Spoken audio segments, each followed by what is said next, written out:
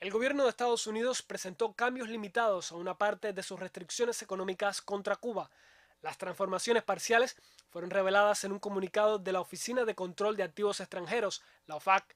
Esa entidad del Departamento del Tesoro estadounidense se encarga de implementar las prohibiciones del bloqueo. Según el texto publicado, los anuncios se centran solo en el sector privado cubano, con una apertura en las áreas financieras y tecnológicas. Se modifican restricciones relacionadas con servicios basados en las redes, software y aplicaciones de teléfonos móviles hechas en Cuba. También se permitiría la apertura y uso desde Cuba de cuentas bancarias radicadas en Estados Unidos, incluyendo el empleo de plataformas de pago en Internet.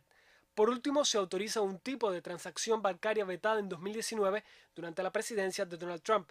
La subdirectora general de Estados Unidos del Ministerio de Relaciones Exteriores de Cuba, Joana Tablada de la Torre, dio su valoración de los anuncios hechos por el Departamento del Tesoro. Sobre este tema tenemos que decir en un pronunciamiento preliminar que las medidas son limitadas, que no tocan el cuerpo del bloqueo ni tampoco modifican las medidas extremas y regulaciones que se han aplicado por el gobierno de Trump y Biden en los últimos años, o la mayoría.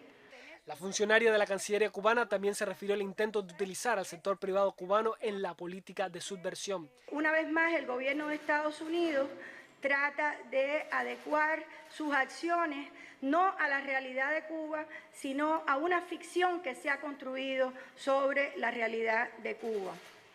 En este caso, al tratar de separar mediante sus anuncios y estrategias al sector privado cubano del sector público y desconocer que tanto el sector privado o forma de gestión no estatal como el sector público forman parte de un mismo entramado que es el sistema empresarial cubano.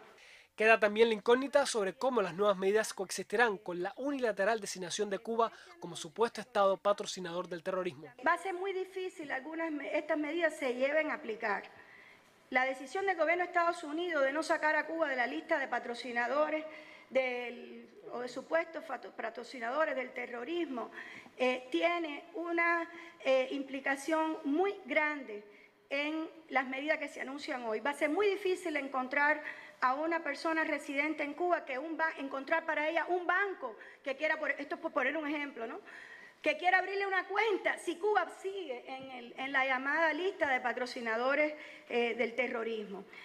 La futura implementación de estas medidas queda completamente en manos de Estados Unidos. Estos cambios limitados conviven con la política de máxima presión aplicada contra Cuba en los últimos años. Javier Ortiz, Canal Cubano de Noticias.